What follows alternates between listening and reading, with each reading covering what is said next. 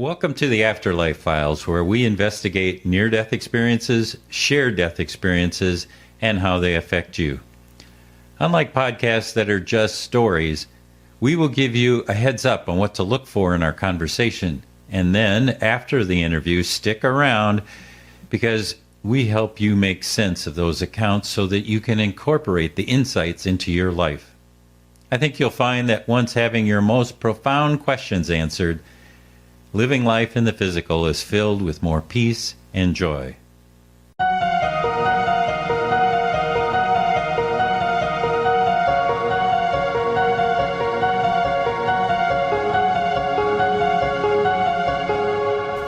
In the middle of our conversation, our guest, Dr. Jeffery Long, is going to summarize the conclusion of his research with these words, and I quote, "Everything I've learned about the afterlife and near-death experiences is profoundly good news for each and every one of us." End quote. Why? Because he believes that his research shows proof positive of life after death, and that afterlife puts us in a state of unity with the divine and each other. The binding agent of that oneness is profound love of the universe, unlike anything that can be experienced here in the physical.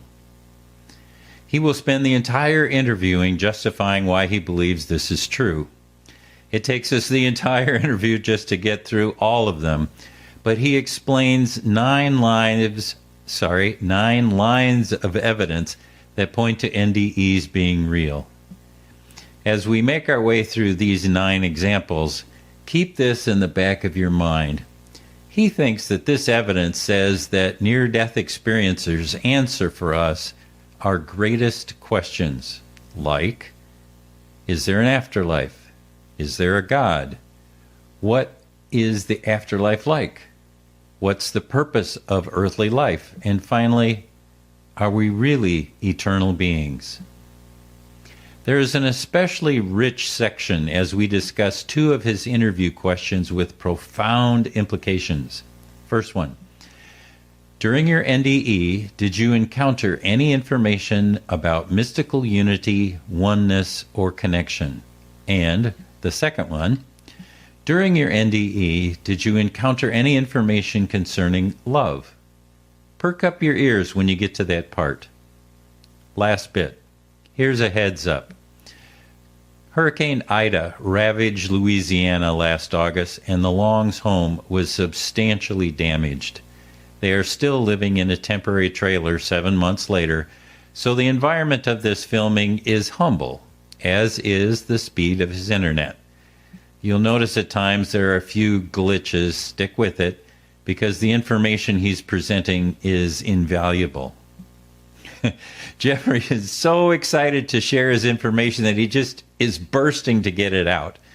The speed of his conversation just makes me smile. Lastly, you should know a wonderful thing, that Dr. Long submitted an essay in the 2021 Bigelow Institute for Consciousness Studies competition for presenting evidence on the survival of human consciousness after bodily death. Dr. Long was in the runner-up category and won a $50,000 prize. This is a prestigious award, and we're lucky to have Dr. Long with us today. Here's our interview.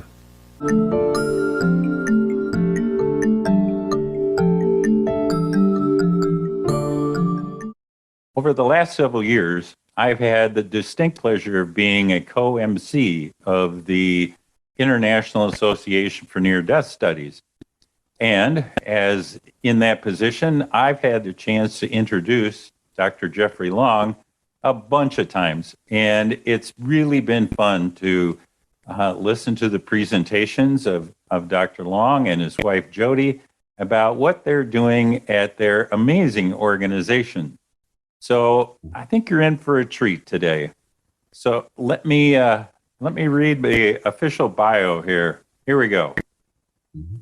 Jeffery Long, MD, is a radiation oncology physician living in Houma, Louisiana. Over 20 years ago, he founded the Near Death Experience Research Foundation. So you can find that at nderf.org. Dr. Long has investigated over 3,500 near-death experiences, which is by far the largest number of NDEs ever scientifically studied. Portions of the NDERF website have been posted in over 30 languages, allowing global outreach. Results of his previous research were published in the New York Times best-selling book, Evidence of the Afterlife: The Science of Near-Death Experiences. Millions of people have seen Dr. Long discuss his research on shows, including the NBC Today Show, the Dr. Oz Show, National Geographic Television, History Channel, The O'Reilly Factor, and on television broadcasts around the world. Welcome, Jeffrey. We are really glad that you are here today.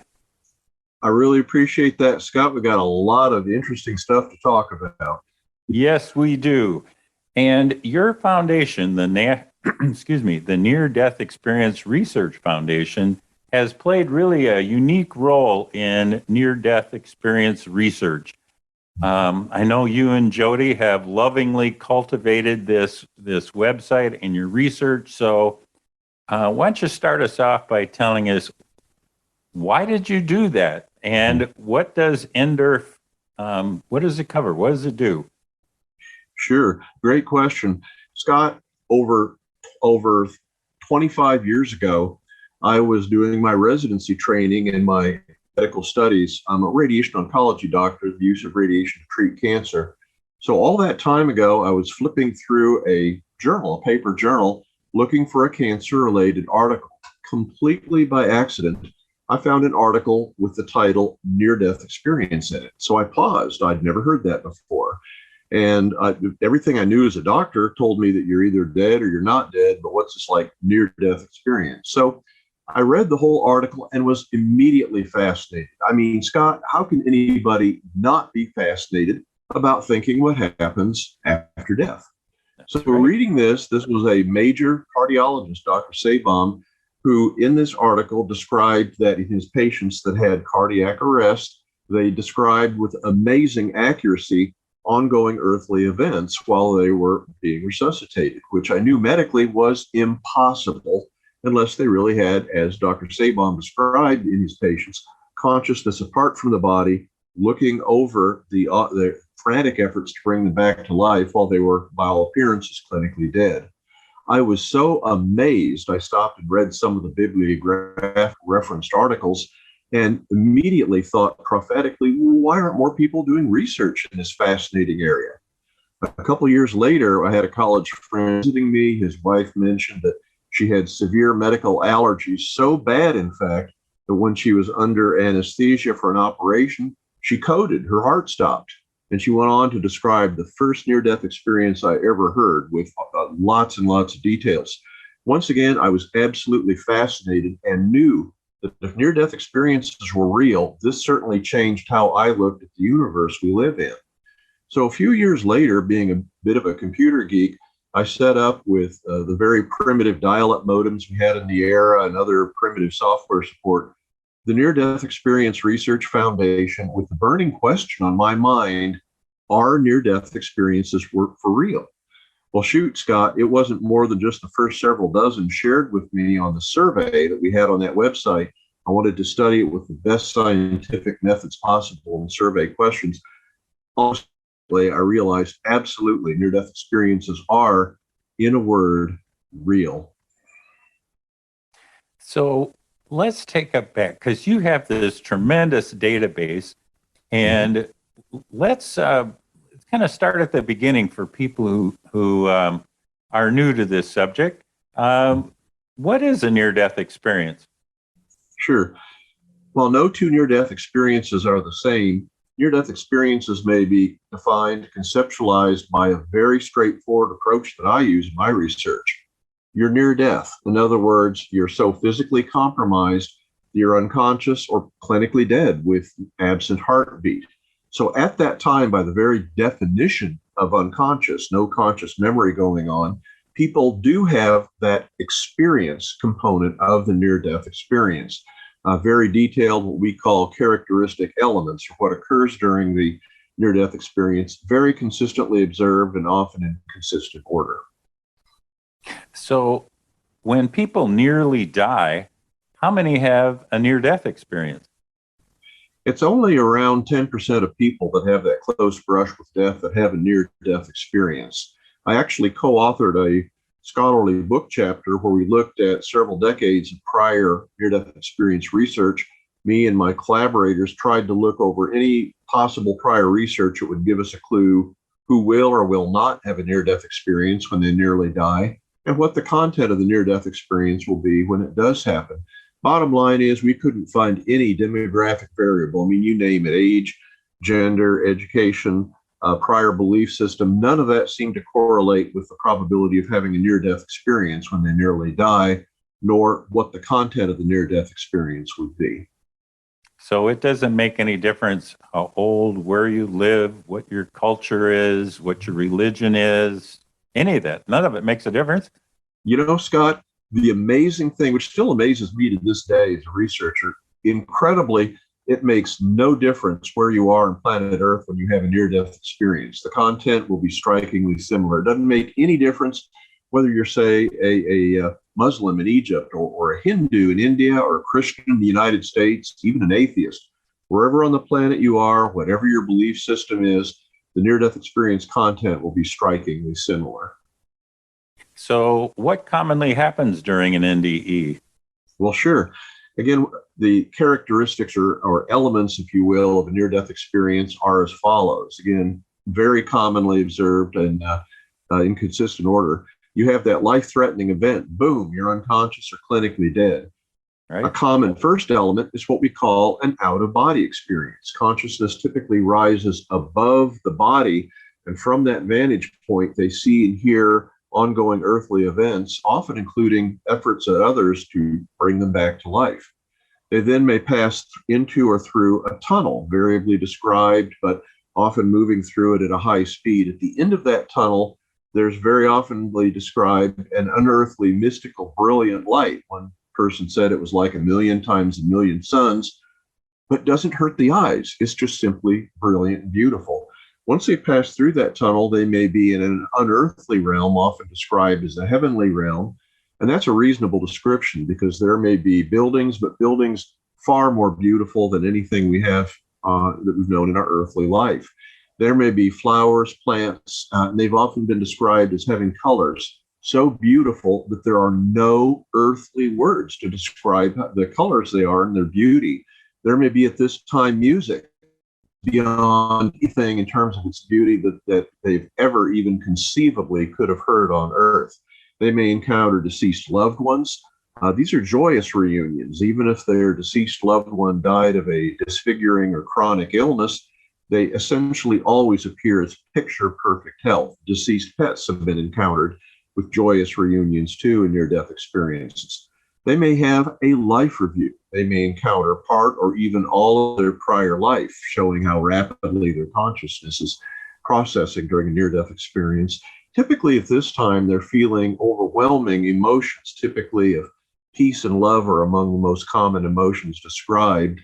They may then encounter what's called a boundary. They may be with other beings around them. They may come up to what's variably described as a creek, a fence, a chasm. And at that point in time, they have to make a decision about whether to stay in that unearthly realm or return to the earthly life. Remarkably, even though all that they knew in their earthly life, years, typically decades of their prior life, are all that they had prior to that near-death experience, they feel such a strong sense of, as they often put it, their real home is in that unearthly realm. All that peace, misery, discomfort of that event that nearly killed them is gone.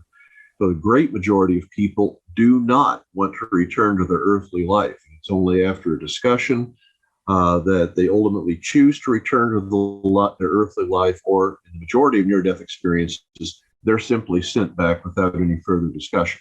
Then once they recover from that close brush with death, they can share with others in the world their near-death experience.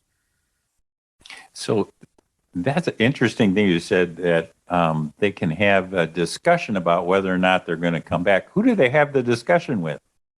There's at that point there's a discussion with other beings. It's not at all unusual for them to encounter. The discussion is usually not among their deceased loved ones, but among other beings. It's very common for people in near-death experiences in this unearthly or heavenly realm to have other beings around them that they often say it seems familiar. They're familiar, but not from their earthly life, and they just can't identify them. But they certainly are very friendly. I want to emphasize when they encounter other beings, they're essentially never judgmental. I mean, these are joyous reunions and very positive interchanges. But with these other beings, or even virtual beings, and sometimes they have religious beings described. But at the time when they have that discussion, again, it's very sometimes near-death experiencers will argue, and often quite forcefully, that they do not want to return to that earthly life. They feel home in that unearthly realm of peace, love, beauty that seems so surprisingly familiar to them. They don't want to leave when they have that discussion. And sometimes it just takes a lot of a prolonged discussion with the other beings, typically described as very profoundly loving, before they do ultimately choose to return to their earthly life. So a little bit of persuasion there. I love that. The last time I heard you talk at the IONS convention this last summer, you talked about the 9 lines of evidence that was in your book. Can you let's jump into that, because I think that's some really interesting stuff. Sure. There's a number of different lines of evidence, all converging on the conclusion that near-death experiences and their consistent message of an afterlife are real. Some of the more dramatic of those 9 lines of evidence include near-death experiences in the blind, including those born totally blind. I interviewed Vicky, who was blind from birth, completely blind. To her, vision was unknown and unknowable. And yet Vicky, when she was involved in a bad car wreck, and for those wondering, she wasn't driving. She was actually a professional singer, and that was one of her vocations. So at the age of 22, an inebriated patron tried to drive her home and crashed. The first time she saw her body she was over her body, having a near-death experience. She recognized her body on a gurney only by correlating the sense of feel of her long hair she had at this time and a ring that her father had given her. She correlated that sense of feel with her newfound sense of vision, and went on to describe a stunningly detailed near-death experience, very, very visual. And in fact, when Vicky described her vision, she described what many near-death experiencers do, and that is her vision was 360 degrees. She was immediately visually aware of and processing visual information in front of her, behind her, right, left, up, down. Technically, it's spherical vision.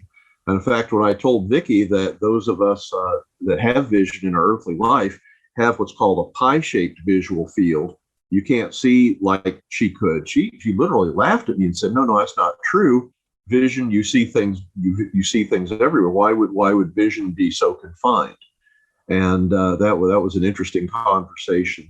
I now have a small series of people that were either severely visually impaired or legally blind at the time of their near-death experience.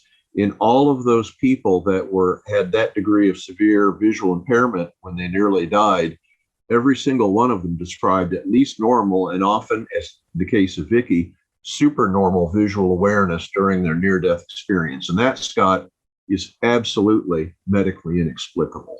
That's just one of the 9 lines of evidence.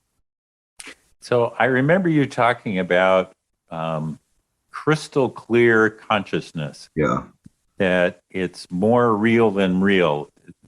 Right. It fits in with what Vicky was going on. Oh, absolutely, Scott. And let me tell you that crystal clear conscious, another line of those 9 lines of evidence. To understand how incredible that is, understand that when your heart stops beating, cardiac arrest, heart attack, if you will. Well, of course, immediately when your heart stops beating, blood stops flowing to the brain. 10 to 20 seconds after that event, an EEG or electroencephalogram, which is a measure of brain cortical activity, goes absolutely flat. There's no measurable brain electrical activity at all, and that's been very well documented and studied. It should be measurably impossible for anybody to have any kind of experience during that time, let alone the highly often super lucid near-death experience that occurs that we've documented in literally hundreds of people that had a cardiac arrest and then a near-death experience. So again, that remarkable lucidity, which should be impossible after a cardiac arrest, another major line of evidence for the reality of near-death experience. There should be no possibility of physical brain function producing a near-death experience, and yet again, by the hundreds, that's what they report. Yeah. So that kind of leads us into another thing that you've talked to me about, and that was this heightened senses that when they're out tooling around in the universe, it's not like the senses we have here in the physical world. Mm-hmm. That's absolutely true. We've reported as we mentioned briefly earlier, you may have a life review where you see a portion or, my goodness, even their entire prior life going on during usually the minutes that they're unconscious or clinically dead. That shows the incredible rapid acceleration that the majority, about a significant majority of near-death experiencers report. I've actually asked that in a survey question, and 75% say that their level of consciousness and alertness during their near-death experience, even though they were physically unconscious or clinically dead, was actually greater during the near-death experience than their earthly everyday life.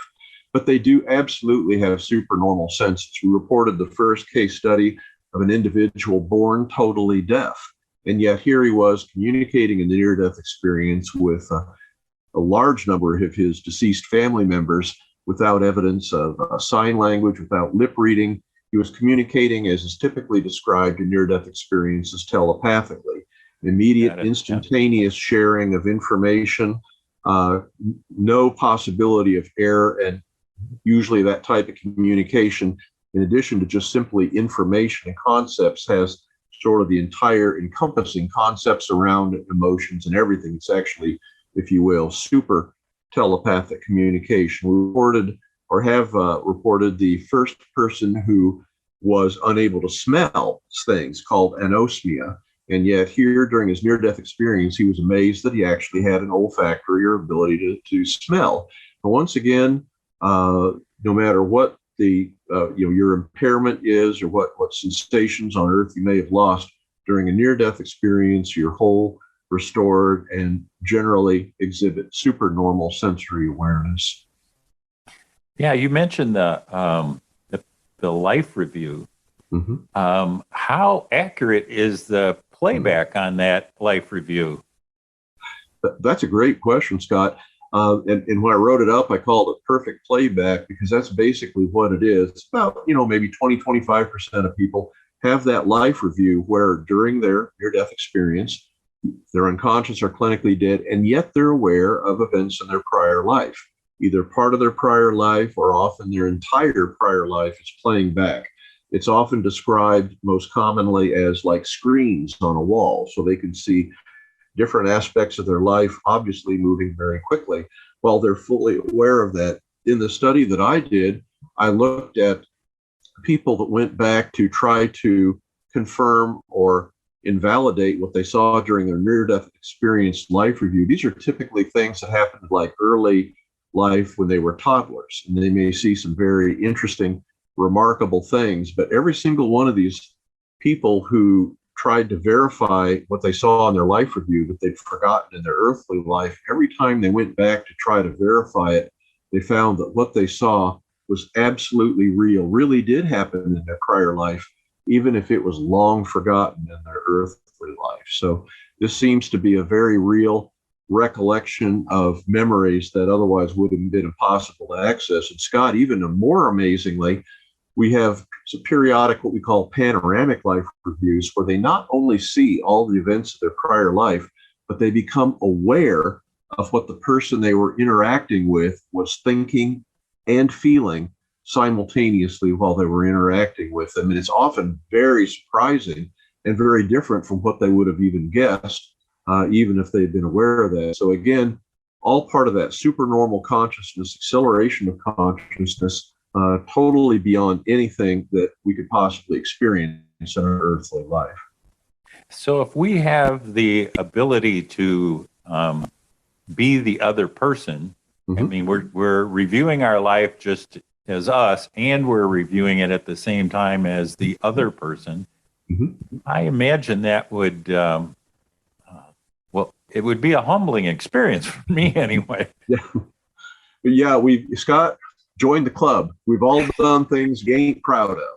And so literally the very first talk I gave after my book came out all those years ago about near-death experience to a public group, I got to the life review, and all of a sudden everybody started looking, well, humbled and concerned. And I sat there, okay, it's my first time giving this talk. What am I doing wrong? Am I not clear? So, all the rest of the talk went great. And I went, sheesh. But it was only after the talk was done and people lined up and started asking me questions. There they went. They said, Dr. Long, I've done some things in my life I'm not proud of. What if I have an awful life review? So immediately I went, no. During the life review, there's often other beings around, but essentially never is there any external judgment. You simply see your prior life, you understand it. If there's any judging at all to be done, it's the person having the near-death experience that does the judging and not anybody else. So that greatly reassured the crowd I was talking to. And I've given that caveat of non-judgment with life reviews ever since, and much less worried crowds when I bring that forward. But it's true. I mean, there's, and not only in the life review, but in other parts of the near-death experience, essentially never is there that kind of external judgment that people might be so afraid of. A life review, Scott, can actually be one of the most informative, life-changing, and very positively life-changing events that occurs during a near-death experience, because people vividly can understand how their actions affect other people for good or for ill.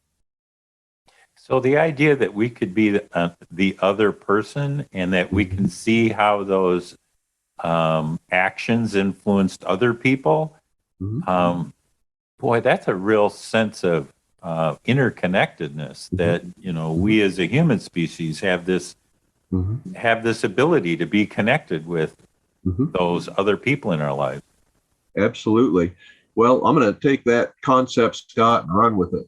Yeah, I've been fascinated. I've been fascinated about exactly what you just said there.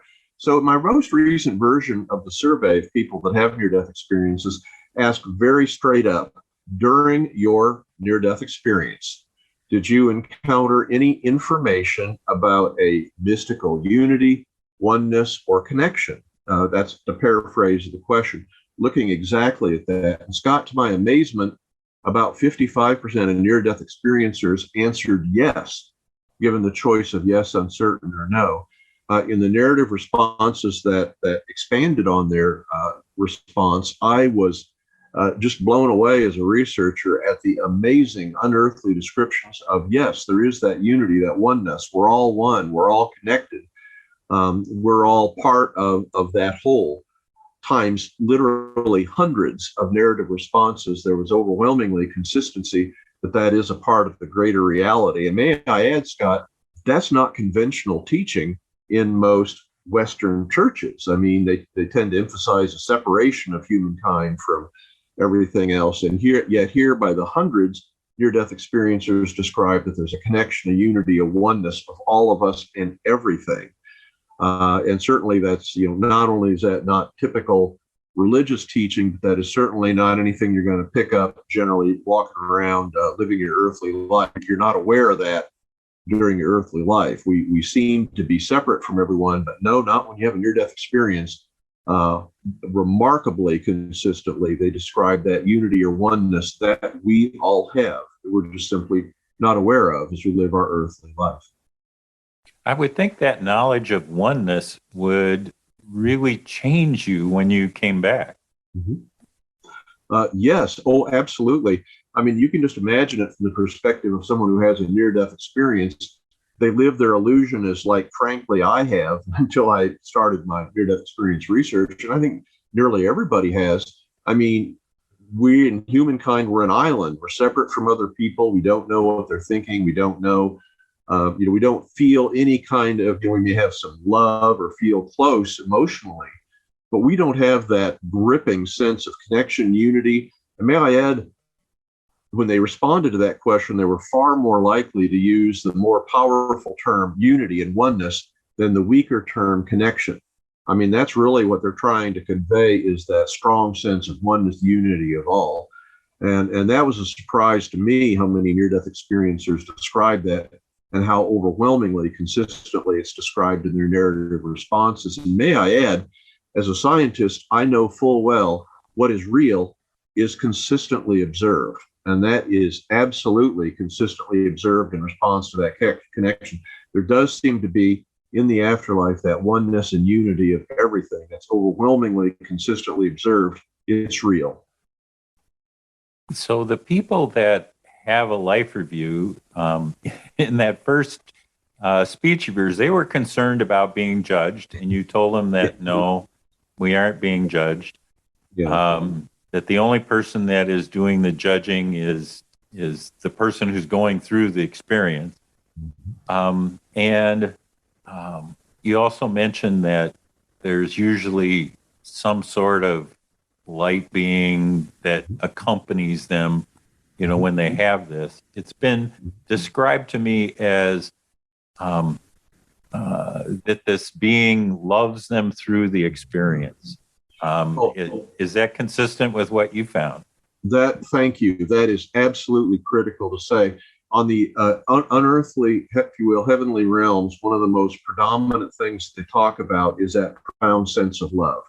They feel, we all at some times in our life have had love or have a sense of that, but I can assure you, when you have it in a near-death experience, it's off the scale. It's unearthly. It is everything, all your love for who you are, all you are, everything you are through and through, unconditionally, far beyond anything that you could possibly know on earth. In fact, intrigued about love and near-death experiences, I asked a survey question most recently in our most recent survey version, that being, during your experience, did you encounter any information regarding love?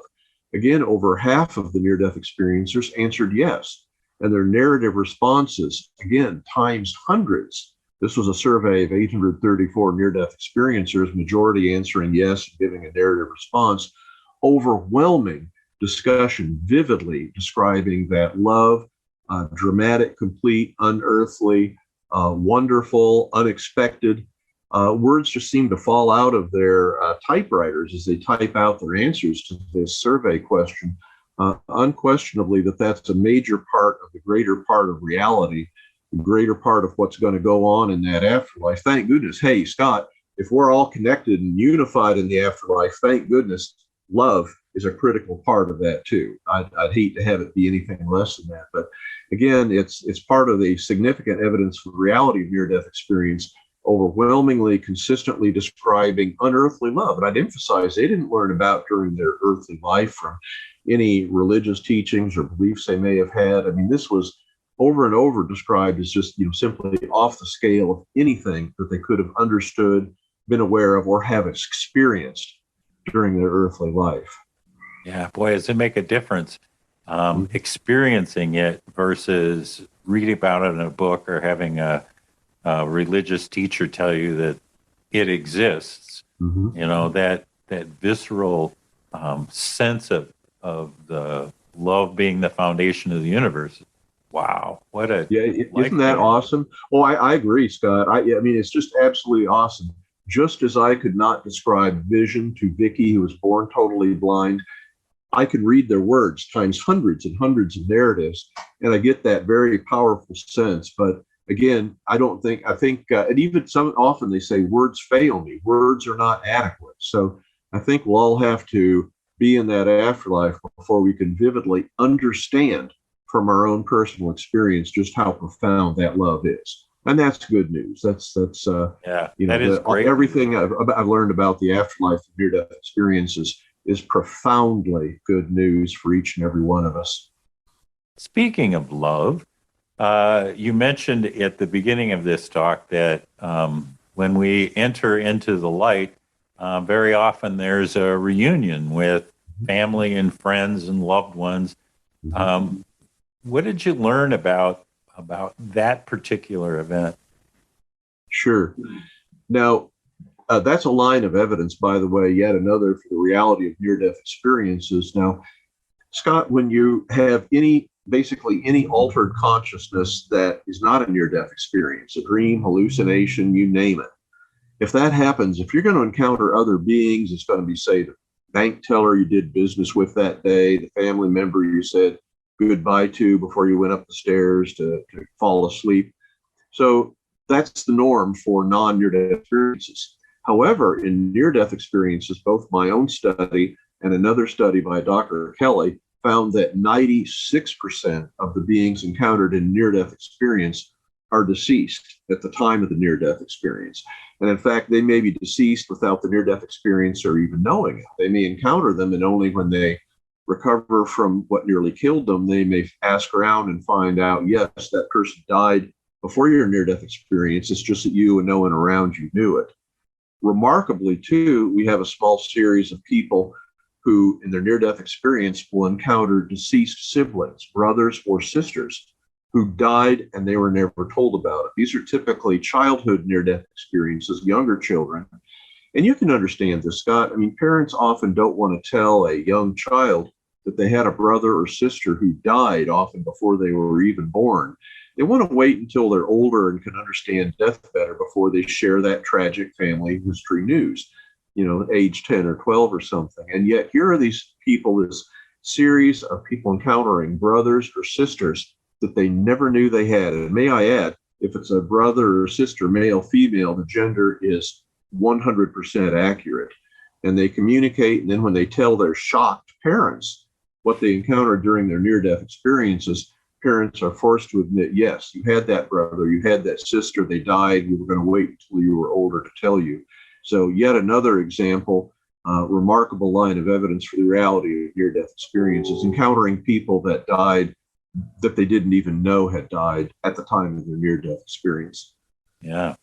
So speaking of children, how are children's near-death experiencers different or the same as adult near-death experiencers? Sure. Now, with especially very young children, there may be, some sort of, they're more often to have another being with them, for example. They may have things explained. There's a couple different ways it can go. That they may be a little bit more simple language in what's communicated to them, but at other times, even as a young child, they seem to have the cognitive, emotional, basically all the mental faculties of an adult. And so they just go on and get communication at a level that would be impossible for them to understand in their earthly life, and yet they do completely and without error in their near-death experience. So the bottom line is I looked at the elements or characteristics of what happens in a near-death experience, like what we discussed earlier, tunnel, light, unearthly realms, etc., life review. And to my amazement, in the group that I studied, age 5 and younger, their average age was 3.5 years old. And shoot, Scott, these are practically kids so young that culturally they're a blank slate. They almost certainly don't have well-formed religious or social beliefs. They almost certainly haven't heard about a near-death experience. And yet, to my amazement, the content of their near-death experience is absolutely the same among the elements as with older children and adults. So it's amazing. Once again, near-death experiences doesn't seem to matter.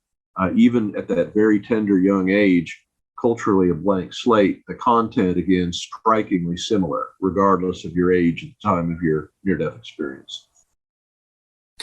Yeah. So you mentioned that people who have near-death experiences have a whole series of after effects that when they come back, they are changed.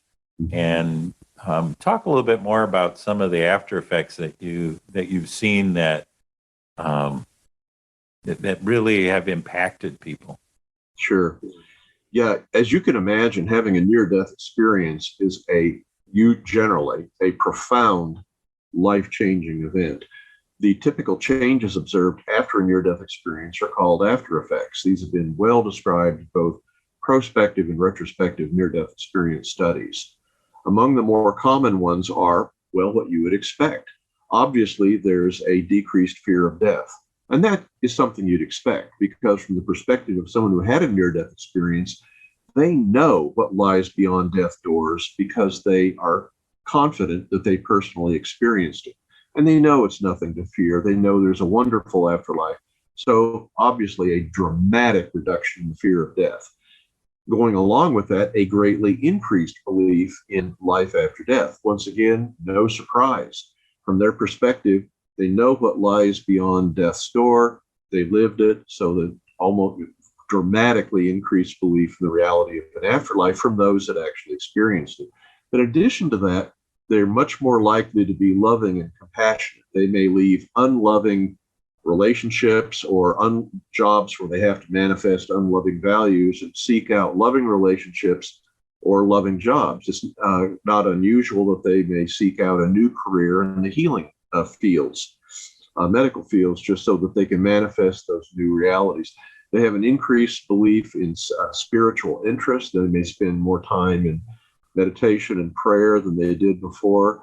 They tend to be more confident and optimistic. I mean, they faced what for nearly all of us would be the ultimate life challenge of nearly dying, and yet they came back, they survived, and learned a great deal in the process. So those are some of they become less materialistic too. They realize the almighty buck is not the main meaning and purpose of our lifely existence, but it has a lot more to do with love of fellow human beings, love of money. So does that mean that NDEs are a proof of life after death? Well, I've asked myself that question now literally for the over 20 years that I've been studying. And I don't take the conclusion that near-death experiences are proof of life after death lightly. As a scientist, I firmly believe that it's evidence, but there comes a point where the evidence is so overwhelming, where there are so many lines of evidence all converging on the reality that there's life after death, and where there's no alternative explanation of anything we've talked about that occurs during a near-death experience that makes sense. I think we've reached that point where I can say near-death experiences, in my opinion, again, based on literally a mountain of evidence, are proof positive of life after death and something about that we can know about life after death as well. So the NDEers themselves, they believe that this was all real, that what had happened to them.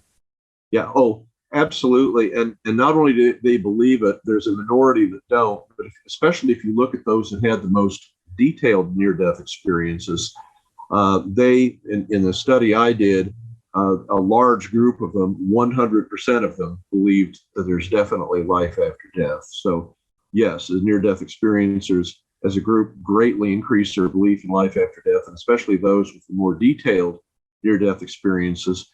I studied a group of 46 of those. 100% of them say yes, there's definitely life after death. And I believe you said that the vast majority believe that it's a benevolent afterlife. Yeah. Absolutely. When we talk about life after death, it's nothing to be feared. For each and every person who goes through their life on Earth, and is not a Hitler or something, you can look forward to a blissful, wonderful afterlife. You will be reunited with other people in those unearthly realms that share your values, that share that love, and that we're all, near-death experiences over and over talk about the fact that we're not limited, finite beings like you would believe in earthly life, but we're really here in our earthly existence experiencing only the tiniest slice of our eternal existence. So again, every shred of information that we so overwhelmingly consistently see in near-death experiences is profoundly good news about not only an afterlife, but a wonderful afterlife for all of us. So when they come back, they come back with insights, with having some of the greatest questions of humankind answered. or is this just fun? No, I mean, as you can tell from what we've talked about, they really do have, and that's exactly how I've given talks about this. You look at what are the humankind's, I think, most important questions. Is there an afterlife? Is there a God, or if you will, an ultimate creative consciousness? Is there, what's that afterlife like? Is there meaning and purpose to our earthly life? Are we really eternal beings? These are profound and important questions that probably throughout all of human history, people have wondered about. That's what's so exciting about near-death experiences, is to get with overwhelming consistency information regarding all of those questions, and all of it being very, very positive about life after death. That was a mouthful. We are bumping up against our time limit here, so I promised that I would give you a chance to talk a little bit about NDERF and your website and the kinds of things that people can find there and on your other website. So go for it. Sure. We keep talking about NDERF, which is the Near-Death Experience Research Foundation, established over 20 years ago. That's the website with over 3,500 near-death experiences posted. You go to nderf.org, and that's the website. You'll notice we have nothing for sale, and we don't solicit donations on that website. It's a public service. Me, and hats off to wife Jody, who's the webmaster, we take that role very seriously. What was shared to us freely, we share with the world freely. We have two other websites that also have some interesting experiences. ADCRF.org stands for the After Death Communication Research Foundation. Those are spontaneous after-death communications. And that's again, a very dramatic discussion of what people have described of talking about encounters with deceased loved ones spontaneously, in other words, not sought after or induced. And then the Out-of-Body Experience Research Foundation, OBERF, is basically everything is not a near-death experience or after-death communication.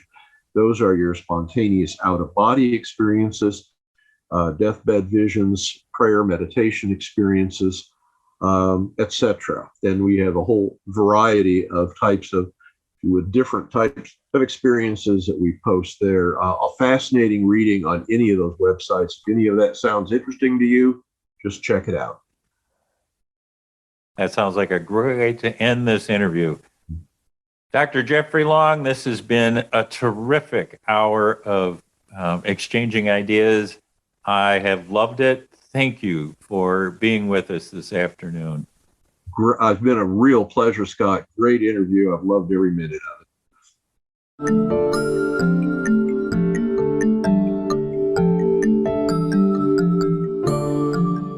Wow. Wasn't that great? There's so much information.